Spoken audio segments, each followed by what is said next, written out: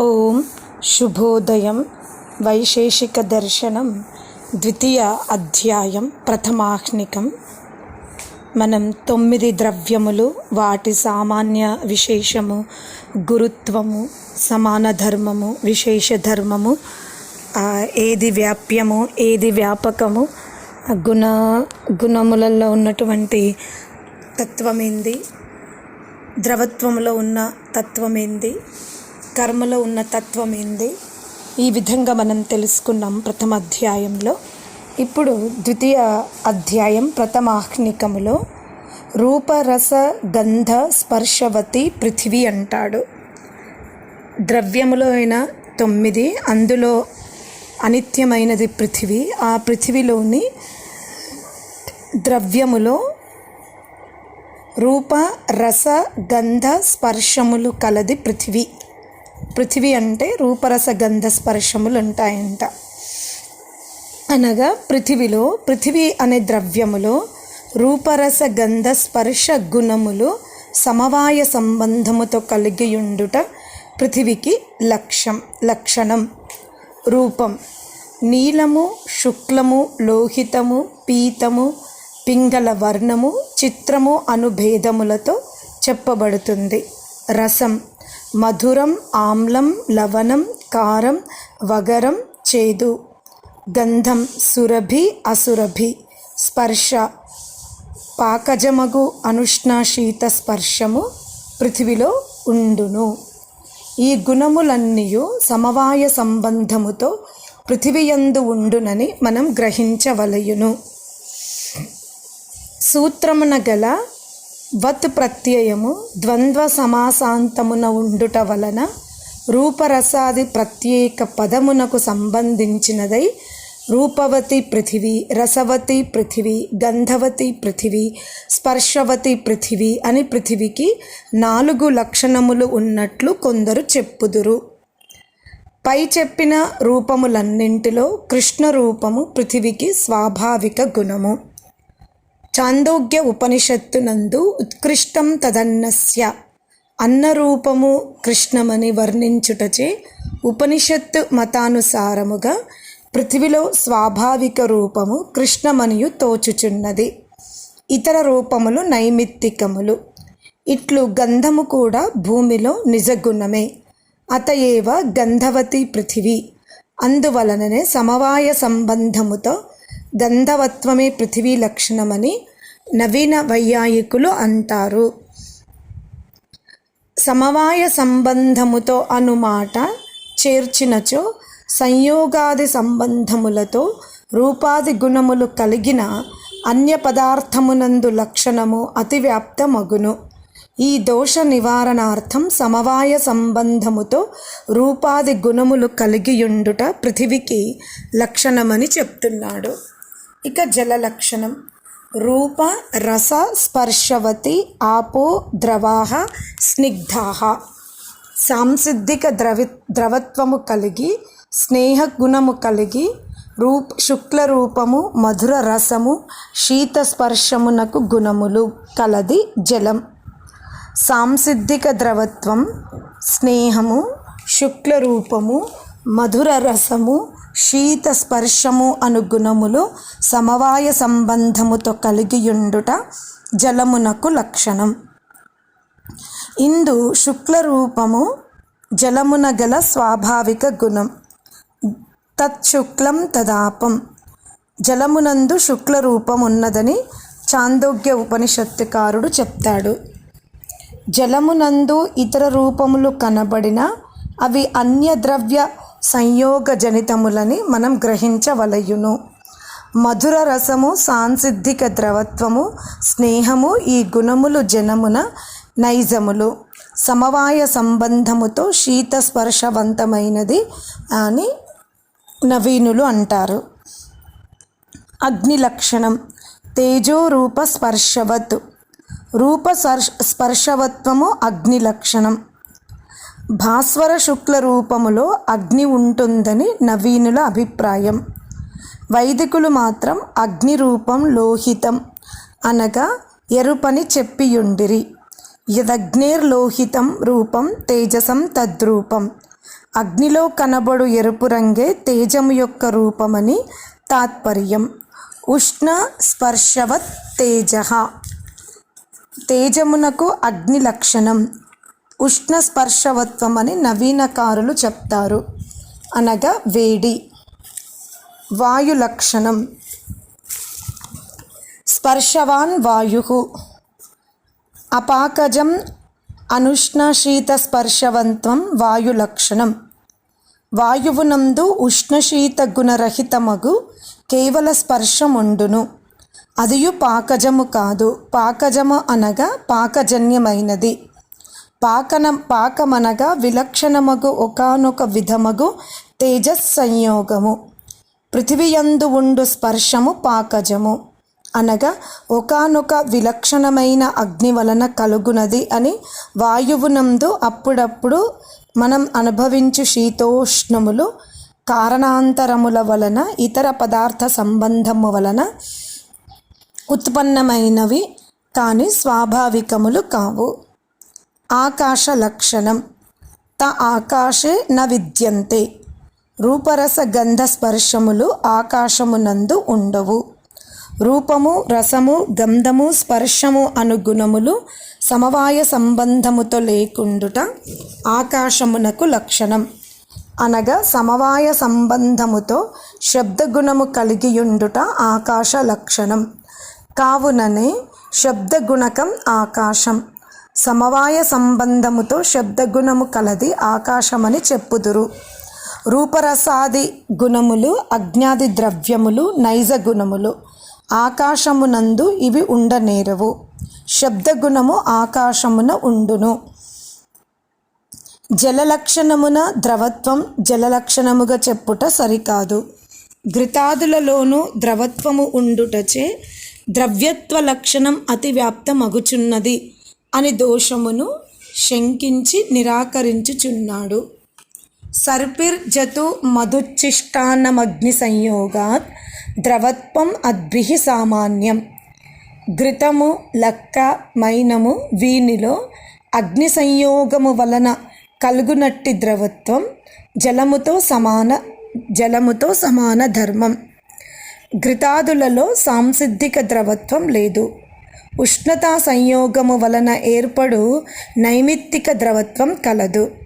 అందువలన వీనియందు గల ద్రవత్వం పాకజం అనగా విలక్షణ తేజ సంయోగము వలన కలిగినదే కానీ సాంసిద్ధికమైనది కాదు.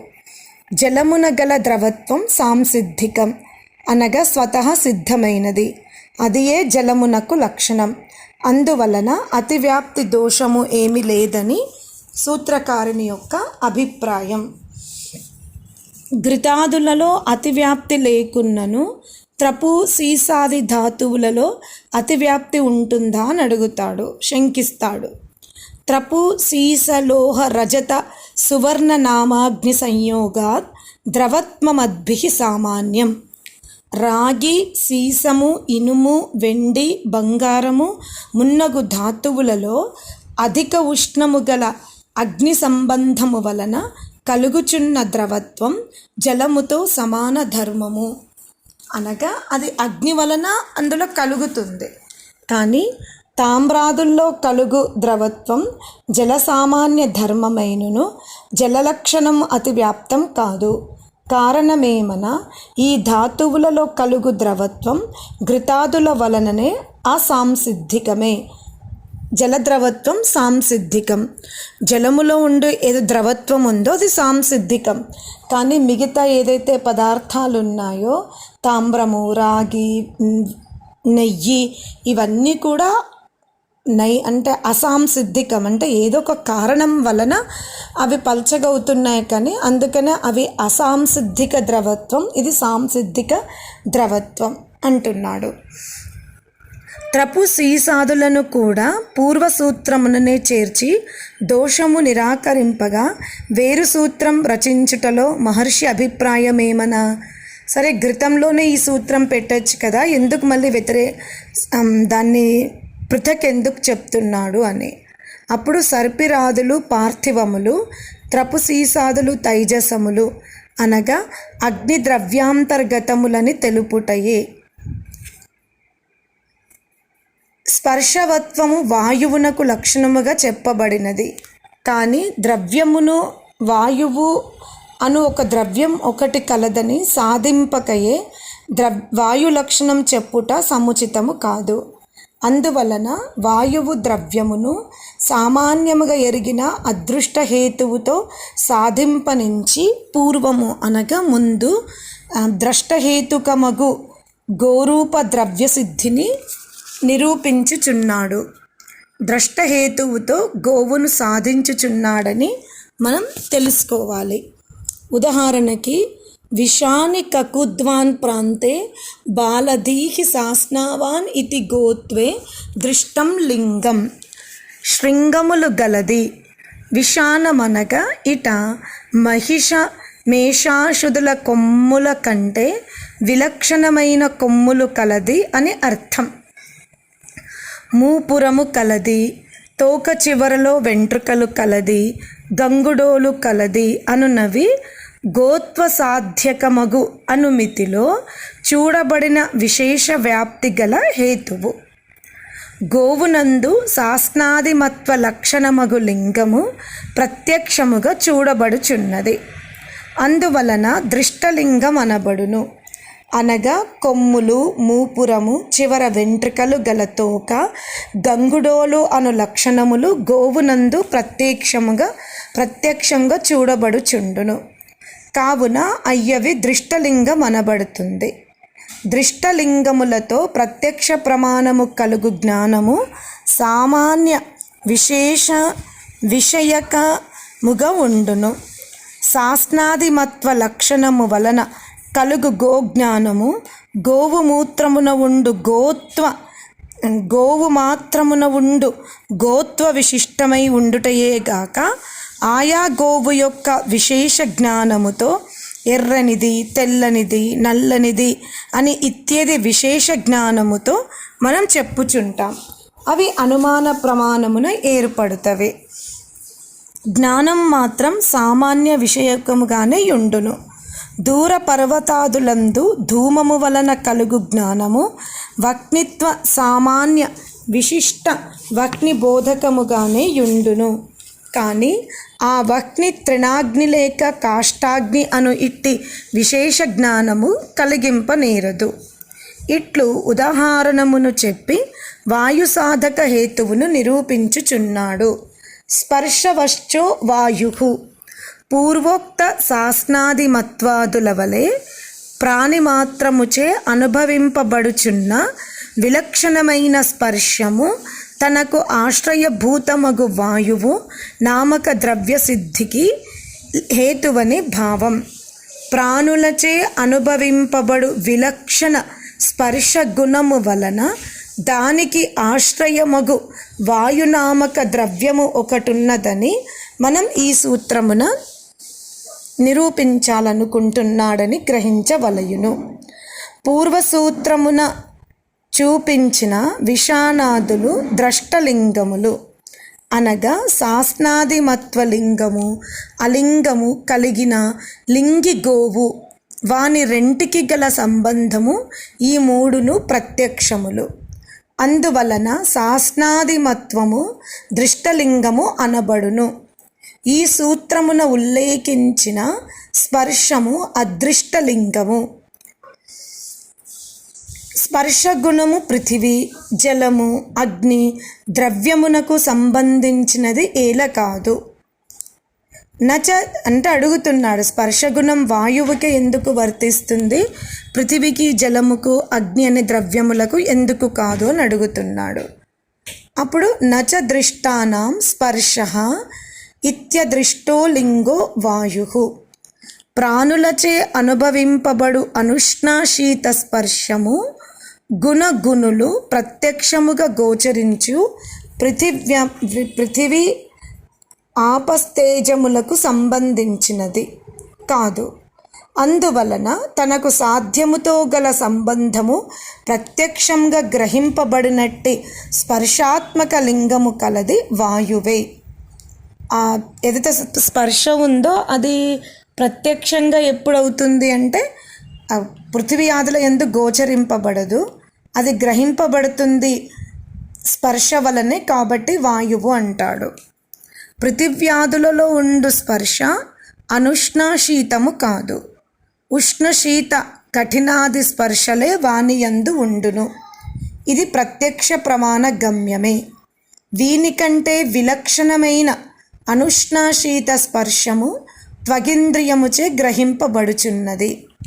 అది గుణమగుటచే దానికి ఆశ్రయమేదో ఒక ద్రవ్యము ఉండి ఉండవలయును, అది ఏ వాయువు అని మనం గ్రహించవలయును.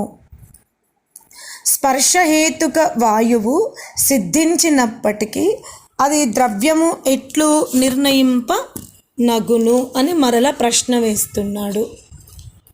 అద్రవ్యత్వవేన ద్రవ్యం గుణ కర్మ సామాన్యాదులు అనగా ద్రవ్యములనబడును. ద్రవ్యములంటే ద్రవ్యములను పూర్వసూత్రం చెప్పుకున్నాం కదా, ద్రవ్య గుణ సామాన్య విశేష సమవాయి కారణం.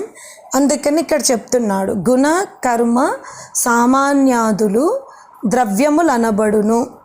ప్రకృతమున స్పర్శ గుణము ఆ ద్రవ్యం, దానికి ఆశ్రయమగుట చేత అద్రవ్యమగు స్పర్శ గుణమునకు ఆశ్రయమగుట చేత వాయువు ద్రవ్యమని అర్థం. గుణాశ్రయము ద్రవ్యమగును అని మనం గ్రహించవలయును. ద్రవ్యత్వాది సామాన్యములు అద్రవ్య శబ్దముచే గ్రహింపనగును. కాబట్టి గుణత్వాది రూప అద్రవ్యవత్వము గుణకర్మములందును వర్తించును. కాగా వాయువు ద్రవ్యమే అని ఎట్లు చెప్పగలము? సశేషం. ఓం.